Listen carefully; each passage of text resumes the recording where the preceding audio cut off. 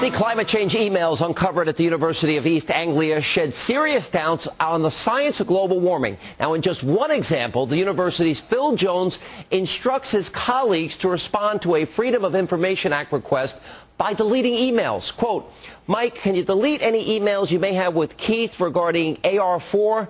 Now, AR4, by the way, is shorthand for one of the IPCC's climate change reports. Now, he continues. Keith will do likewise. Can you also email Gene and get him to do the same?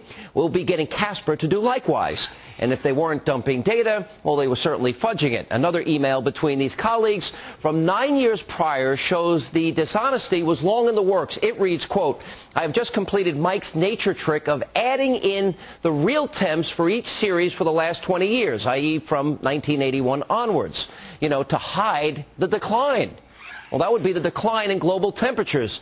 So could it be any more clear that these so-called climate scientists are hoodwinking the entire world community? Joining me now with more is the author of Red Hot Lies, How Global Warming Alarmists Use Threats, Fraud, and Deception to Keep You Misinformed. Chris Horner is a senior fellow at the Competitive Enterprise Institute. Welcome back, Mr. Horner. Thank you, Sean. Well, it looks like I think these so-called scientists have done all of us a great service, because all of this information was used by the United Nations. All this information was going to be used even by politicians in the states to implement cap and tax. I think this is a good thing in the end. What do you think? Well, everything that has come out was subject to the UK's Freedom of Information Act. So it was going to come out eventually. We've seen about a dozen years of hijinks going on, things that I detailed in Red Hot Lies, naming these names, by the way. These are not revelations. They are affirmations of what a lot of us have been telling policymakers. There's very dense smoke coming out of this fire of apparently falsified results and so on. I don't think they advertently did us a favor. They certainly inadvertently did. They were rather candid amongst themselves. So this is not about the titillating expressions of joy that a skeptic died and so on. This is about it's the fraud stupid. It's about the admissions of falsifying results, collaborating to subvert and violate the laws. Right. And it appears with an intent to defraud. So whomever released this, and there's no evidence it's a hacking, it may be, but this is all subject to their FOIA law, Freedom of Information Act. Whoever released this whistleblower, I'd bet, is the one who did us a favor. I suppose these alarmists did in their candor. Yeah. All right, and I want to get to that question about, quote, the so-called hacked email story, because the Democrats want to focus on that, not on the content. But it seems to be having an impact. Scott Rasmussen has a poll out today. Now 59% of Americans believe global warming data is rigged. So certainly it is having some impact, even though I think the mainstream media has ignored it. Do you think that puts an end to cap and tax? Oh, well, not without a struggle. There are hundreds of billions of dollars at stake here. Already we're spending $7 billion a year on climate-related research writ large. There's an awful lot at stake if they win in a wealth transfer. They won't go gently into the night. There will be death throes. There will be a vote on the floor in the Senate. The president's about to go to Copenhagen and commit to Kyoto 2 on what he calls a political level, which is the same mistake Clinton made, knowing there was no political will here to support it. So the president will be dragging our name through the mud again, just as he's accused others of. But ultimately, no. This is the biggest tax increase in American history. It's now on the premised on falsified results. They won't get this through. It looks like 59% of the American people are paying attention to your channel because the establishment press has ignored this because they're so heavily vested in it. No, I think that's a great point. But look, in the long run here, though, the more people learn about this, I think the more people are going to be skeptical, as, in fact, they should be. There's one other email that actually said, the fact is we can't account for the lack of warming at the moment, and it's a travesty we can't.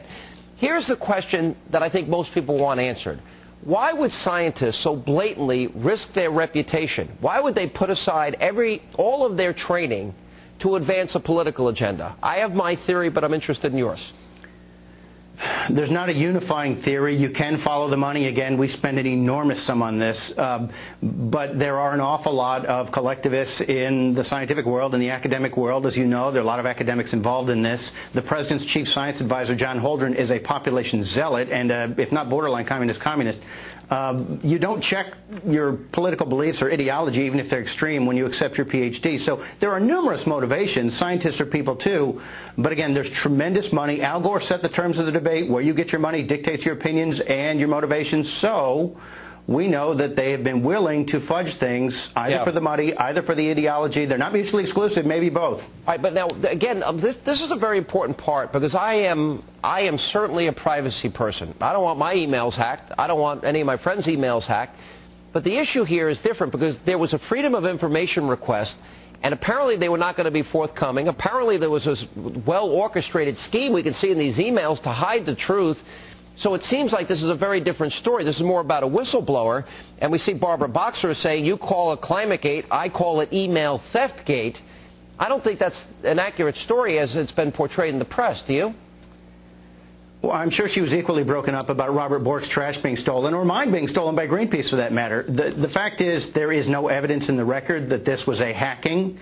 All of this information was subject to the UK's Freedom of Information Act. All of it was being unlawfully withheld. She can distract with crocodile tears over this being an unlawful seizure of data that the public owns and was entitled to, but that's to distract from the substance. If she wants to prosecute, that's great. You know, I saw a reporter today who there's no evidence that can convince him that there's fraud or fudging the numbers going on, and yet he runs with a headline today insisting that this was a criminal hacking. There's no evidence in the record. If you want to believe it's hacking, you have to take the word of people who've been exposed in these emails as frauds and charlatans. So I'd go with whistleblower for now. All right, let me go. One last question I want to ask you, because the science advisor of Barack Obama, John Holdren, seems to be involved in this as well, in as much as, you know, back in 2003, he was trying to demonize, quote, Harvard professors and, quote, for your entertainment to create a bias.